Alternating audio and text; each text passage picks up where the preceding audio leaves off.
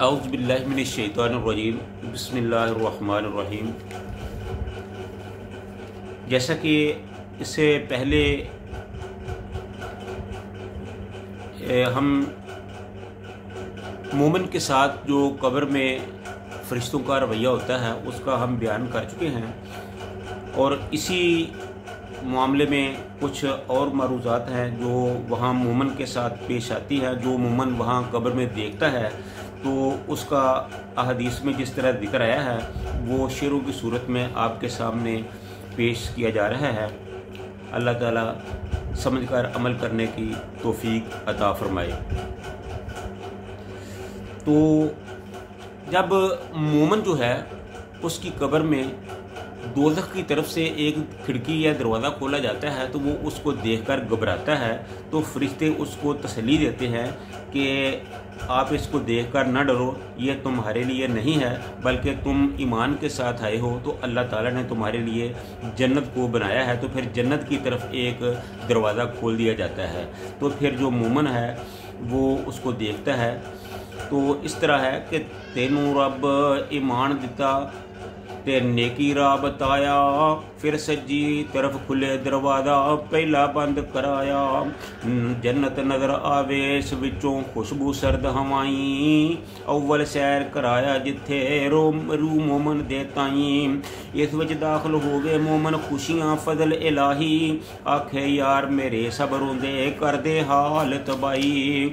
ते कहो तां करा मैं इन्हां तसल्ली अपना हाल बतावां, मैनू खुशियां ऐश अजायब दस उना फिर आवां।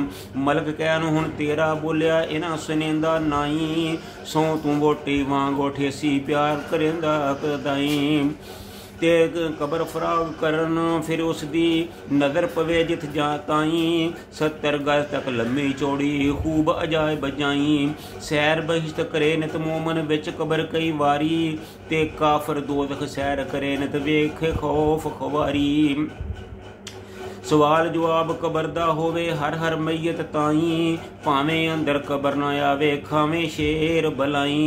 या पानी विच डुब के मरे या मच्छ कछू खावन, या कोई सड़कर सवा होवे फिर हवाओं सवा उडामन।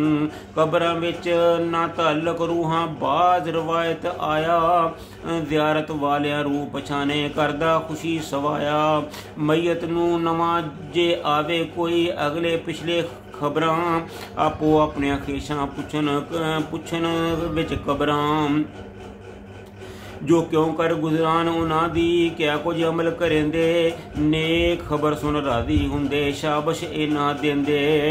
ते जे बद खबर इन्हां दी सुनदे बहुत करन गमखारी, आखन यार इन्हां या रब नेक उन्हां कर दो तोबा बाज ना मारी। ते ज्यों लश्कर विच सवार करांदे खबरां लै कर आवे, इवें नवां जे मैयत कोई नाल ईमान सदावे। सब देन मुबारक खुशी करन ज्यों सफरों प्यारा आखे, सब हवाल घरां दा पुछन सबना खैर सुनावे। जिसनू आखे फौत होया ओ पास तुसां नहीं आया, करन अफसोस जो है ठीक वो दोज़ख तरफ सदाया। बाज ईमान मोया ओ शायद दोज़ख गया तदाई, नाल ईमान जब मरदा तां ओ आउंदा तुरत अथाई। तो इसका मामला कुछ इस तरह है कि जब दोज़ख की तरफ से उसकी कब्र में मोमिन की कब्र में दरवाज़ा बंद किया जाएगा तो जन्नत की तरफ से दरवाज़ा खोल दिया जाएगा, जिसे देखकर वो बहुत खुश होगा। जन्नत की सर्द हवाएं, हूरों गलमान, रेशमी लिबास, ऊंचे तख्त, जब ये सब कुछ वो देखेगा तो वो बहुत ही खुश हो जाएगा, उसका दिल जो है वो बाग बाग हो जाएगा। तो फिर वो कहेगा, फरिश्तों से कहेगा कि देखो मैं कितना खुशकिस्मत हूँ, जो मेरे पीछे वाले हैं, मेरे दोस्त अहबाब बहन भाई माँ बाप हैं, वो बहुत ज़्यादा रो रहे हैं, गम कर रहे हैं। अगर तुम मुझे इजाज़त दो तो मैं जाऊँ और उनको बताकर फिर आ जाता हूँ। तो जो फरिश्ते हैं वो उसको कहेंगे कि नहीं अब ये ऐसा नहीं हो सकता, तुम्हारा दुनिया से अब कोई तल्लक नहीं है, अब अल्लाह ताला ने तुम्हें अपने पास बुला लिया है, लिहाजा अब तुम इधर ही रहोगे। अब ये जो तुम्हारी कब्र है ये जन्नत है, इसी में तुम ऐश आराम करो। फिर उस कब्र को बहुत ज़्यादा फराग कर दिया जाएगा, फिर वो उस कब्र में सैर की तरह चलेगा फिरेगा, उसकी कब्र को बहिश्त बना दिया जाएगा। तो इस तरह हर कब्र में हर मैयत से जो है वो सवाल होंगे।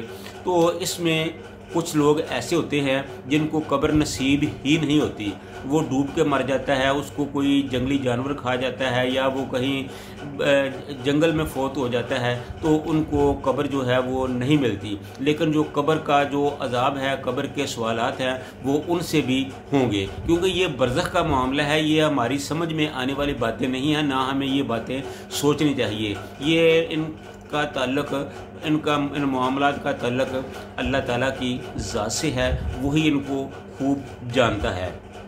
और फिर उसके बाद ये बताया गया है कि जब जो ये जन्नत में होते हैं तो बहुत से जो लोग हैं जो नए फौत शुदगान वहाँ आते हैं, तो फिर वो एक दूसरे से खैर खैरियत पूछते हैं और पूछते हैं कि जब पीछे जो हमारे अहबाब दोस्त थे उनका क्या हाल अहवाल है, तो फिर वो उनको बताते हैं।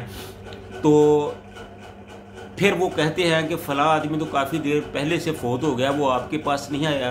तो वो बताते हैं कि नहीं, वो हमारे पास तो नहीं आया। तो फिर वो उसका बहुत अफसोस का इज़हार करते हैं कि जब वो इधर नहीं आया तो यकीनन वो जहन्नम में ही गया होगा, क्योंकि उसके जो अमाल हैं वो ठीक नहीं थे। तो इस पर फिर वो बहुत गमखारी का इज़हार करते हैं, तो बहुत परेशान होते हैं, गमंदों का इज़हार करते हैं। लेकिन ये सारी चीज़ें जो है ये सिर्फ़ इंसान की समझ के लिए हैं, उनके रास्त पर लाने के लिए हैं, उनको समझाने के लिए हैं, उनकी तबीयत को अल्लाह ताला की तरफ मिलान के लिए हैं। अदरवाइज़ अगर हम इनको समझ कर इनको दलील बना के कोई मसाइल बयान करें तो ऐसा मुमकिन नहीं है, क्योंकि ये जो मामलात बरज़ख के मामलात हैं इनको हम ना समझ सकते हैं, ना हमारी समझ में ये आ सकते हैं। इनका मामलात जो है, इन मामलात का तल्लुक़ जो है वो अल्लाह ताला से है।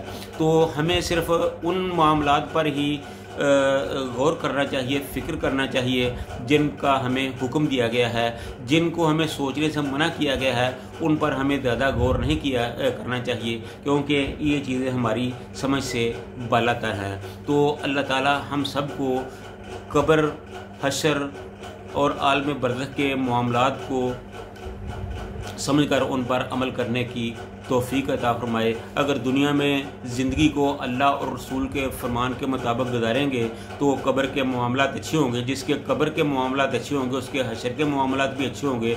जिसका हशर आसान होगा फिर वो ज़ाहिर है वो जन्नत में जाएगा, और जो जन्नत में जाएगा वही कामयाब होगा। तो इसलिए मेरे भाइयों, इसका हमारी दुनिया में आने का सिर्फ़ एक ही मकसद है कि अल्लाह ताला की फरमा बरदारी में, रसूलुल्लाह सल्लल्लाहु अलैहि वसल्लम की अताअत में अपनी ज़िंदगी को गुजारा जाए, ताकि कब्र में, हशर में और आखिरत के मामलात में हमें अल्लाह और रसूल के सामने शर्मिंदा ना होना पड़े और हमारा अंजाम बेहतर हो सके। अल्लाह ताला अमल की तौफीक अता फरमाए।